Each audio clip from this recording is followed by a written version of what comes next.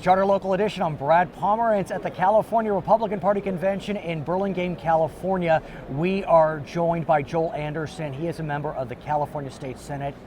And what a tremendous honor you received yesterday. You were the individual who introduced the presumptive nominee of the Republican Party for president, Donald Trump.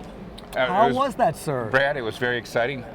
You see people on TV all the time, right? And then you meet them in person, and you find out they're only 5 foot tall. I was shocked because I looked like a little guy next to Donald Trump. He's tall, strapping guy. Really? Yeah. I've heard that because certain presidents, Barack Obama, George Bush, you don't realize how tall they are until you get next to them. Right. Why, other than the obvious, were you given that honor? I mean, because it really is an honor. Oh, it was. I was delighted. I was a little surprised because there are a lot of people have endorsed Donald Trump, and a lot of people wanted to do it, and I was very, very pleased. But I think because I've been active in the Republican Party for so long that I was given that honor. And I understand you, generally speaking, were an early supporter of Mr. Trump. You haven't just recently endorsed, but you endorsed a couple months back. Yes, I did. How did you get the good news? Did he call or who called? No, his staff called 3 days before, and it was really exciting because how do you start thinking about what are you going to say? Right. That hasn't been said already. And they let you write your own speech. Yes, they did. Wow. And but the one thing I knew was nobody wanted to hear from a state senator from California. They wanted to hear from the big guy, Mr. T. But still, I mean, you are a leader in California. You're speaking to California Republicans. Yeah, so absolutely. You do set the tone and the tenor.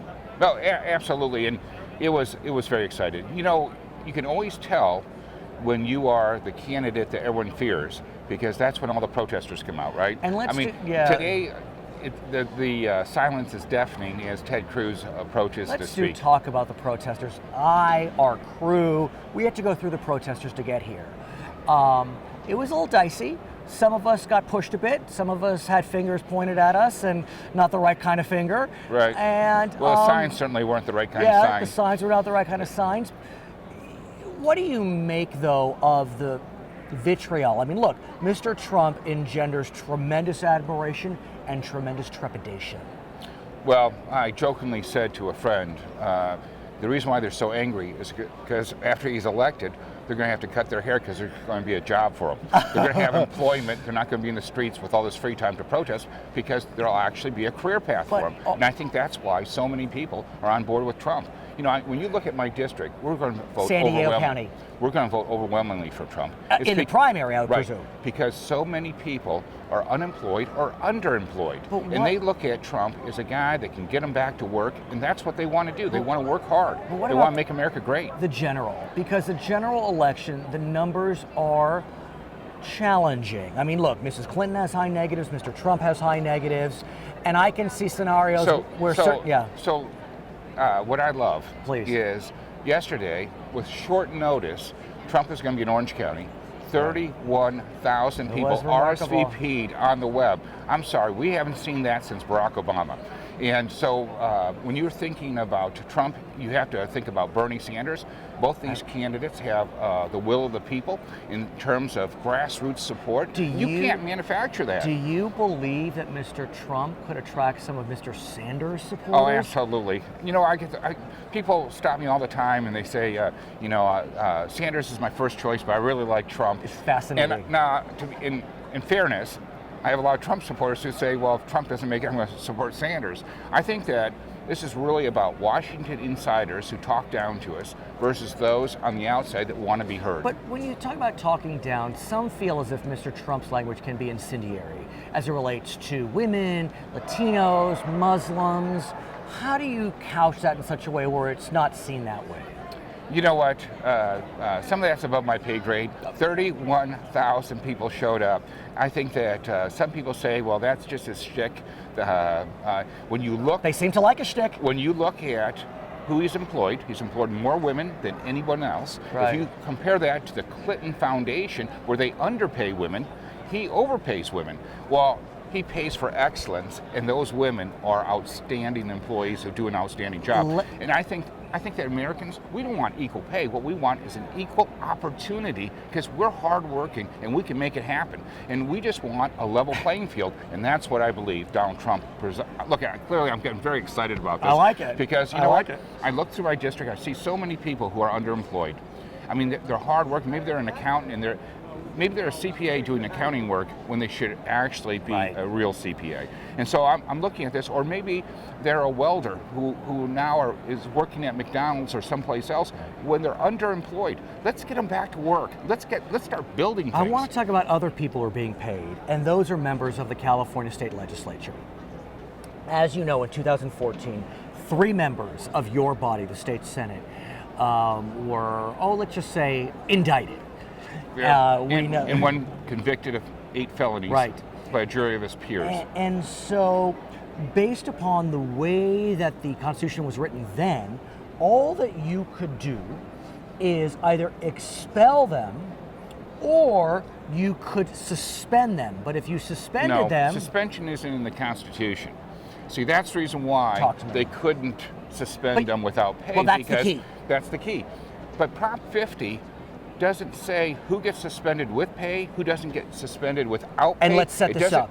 Let's set this up because Prop 50 will be on the ballot in November. Right. And we know it did pass with a lot of support out of the Assembly, 73-2, the Senate 31-3. But you and Brian Jones, assemblyman Right. from San Diego area, Right. have come out against Prop 50 in the election handbook, which I received. The reason why is if we just start with the premise, if you believe that the legislature puts propositions on the ballot to punish themselves, then you should vote for it.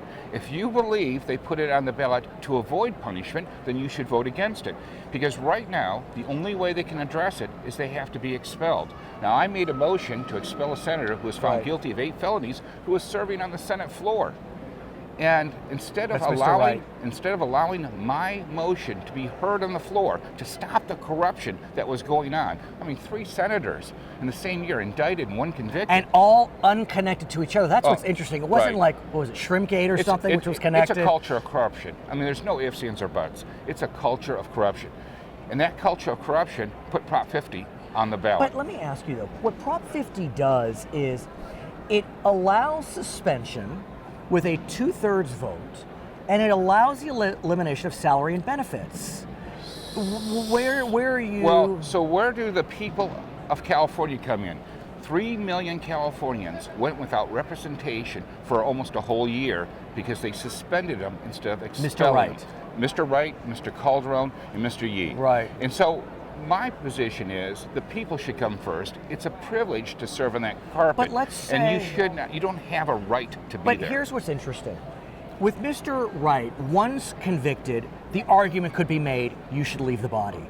But Mr. Yee and Mr. Calderon had not been convicted. And so the argument if you goes... cannot vote, if the legislature believes that you don't have the right to vote, you cannot be trusted to vote, then you shouldn't be in But office. there is a presumption of innocence before conviction.